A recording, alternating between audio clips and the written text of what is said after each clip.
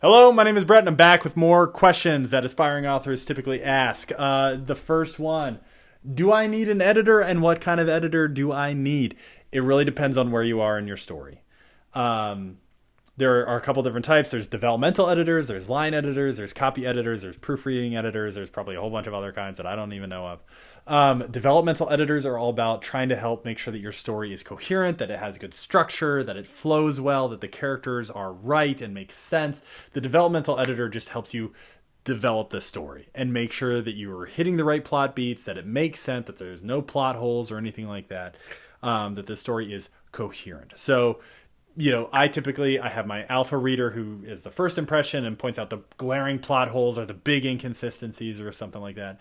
The beta readers are typically, okay, the story's a little bit more refined now. They still pick out some of those things, but they're really there to make sure that things are moving along. Developmental editors are the professionals who will tell you whether or not your story makes sense, whether it's following good structure, whether that the ending is satisfying to the reader, all those kinds of things. Line and copy editors are really there for like grammar, sentence structure, making sure that it reads and flows well.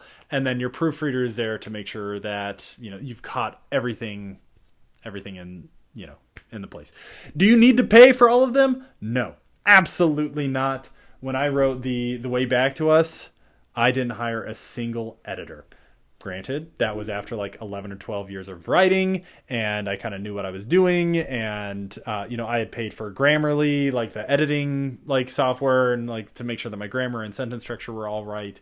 Even the way that I wrote that, I had like very kind of stagnated sentences. It was very like quick, like the writing style really lended itself to easy reading. You don't necessarily have to. You can look on Reedsy, you can look on Fiverr. There's a lot of Facebook and Goodread groups that will help with like beta reading and developmental reading and all that kind of stuff. Copy and line editing is good and very important to have, because if you have misspellings and bad grammar in the story, then readers are going to be like, okay, this is hard to read, I'm not going to read it. However, you can compensate with those with Grammarly or other software to make sure that it all makes sense. Pro Writing Aid, I think, has like a really comprehensive platform to do all those kinds of things. So that can be really helpful. When it comes to proofreading, yes, you can get a proofreader. I do all my proofreading myself. I do it two main ways. The first is I do a proofread where I read it out loud. And that could be, like on my laptop, or maybe I do get I print out a copy and I actually read it out loud. And that is very helpful. Because sometimes you're like, yeah, this makes no sense actually when I speak it out loud. So I do one draft where I speak it out loud, and that really helps. And then also like printing it out, like having like a hard copy, even if you just go to like Office Max or, Office Depot or whatever, Dunder Mifflin, and have them print out a copy of it, so you actually have like a hard copy. It's amazing the things that I catch when I'm like, how did it get this far? And I never caught that before. Having like a physical copy of it really does help with the writing. Oh man, do I have a copy?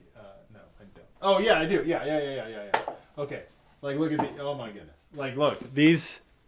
Like you can see all the notes here, like I have these. So my process when I do proofreading is anytime like I find an error, I get these like little tabs and I put them on the book, and you can see that there's like a ton of them. So even by the time that we hit, the like some of the drafts, there's still notes in the books. So print it out, get a hard copy, read through it. That can eliminate some of your proofreading. But part of it is, how much do you want to invest? It could be easily thousands of dollars to get all of those kinds of editors. So there's some shortcuts, paying for some software, relying on Facebook groups or Fiverr to find cheaper editing services, doing some of it yourself. Like there are ways around that. It kind of depends on how much you want to spend, and how much value you think you're going to get out of it. The more skilled you are at writing, and the more skills you are with the English language and writing and grammar and sentence structure and all that kind of stuff, the less you probably need of those. I always think it's a good idea to have beta readers and probably a developmental editor, just to make sure, like, does this all make sense? Is the story coherent? But especially when it gets more into like the technical stuff, there's some software to balance some of that out if you can't pay for it. And then reading it and having hard copies makes a world of difference. Let's see. Next question. Oh, yeah. Next question. Should I use beta readers or critique partners? Yes, absolutely. Writing is not right. Next question. Should I use beta readers or critique partners? Absolutely yes.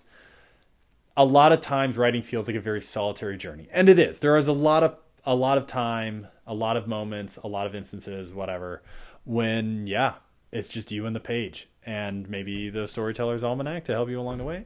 But it's just you, right? Like, it's just this whole world, these people, just the settings and their problems, they all live in your head. And what do you do with that? Like, it is hard when it's just you. In my experience, writing and the writing process is so much more beautiful, is so much more fun when you share it with other people. You should be sharing it with other people. The best is when I got a few friends we called it book club, and we'd meet up once a week and, read through the book that I was writing, and they would offer, like revisions and critiques and all that kind of stuff. I did the ABCs. What's awesome, what's boring, what's confusing, what needs development, and gets you excited to read more. And it was super fun. Having this group, they provided incredible feedback. The Wild Sky Legacy wouldn't be what it is without their feedback. Bringing people into the process, I think, is very healthy for us as writers, just like mentally, but also really does help improve the work. Finding a good group, finding a critique partner, a writing partner, a group of beta readers is very important.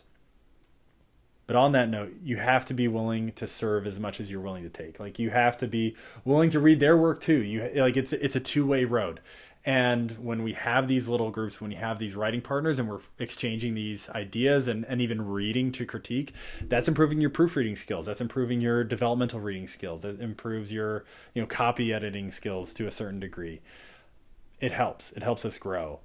We as writers can be solitary, introverted creatures at times, but the writing process is so much more beautiful when you surround yourselves with supportive critique and beta reading partners. Find these people, build your team. Your writing and your future self will thank you for it.